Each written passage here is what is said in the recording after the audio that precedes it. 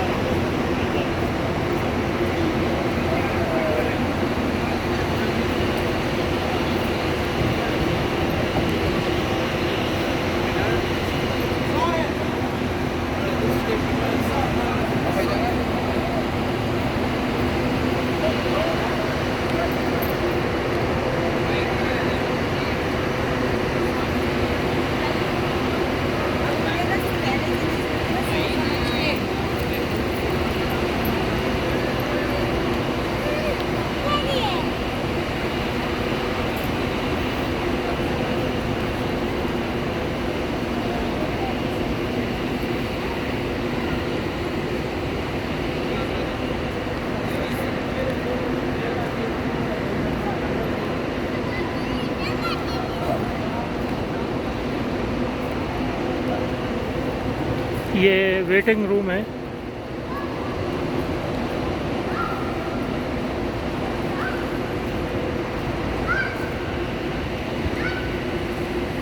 चलिए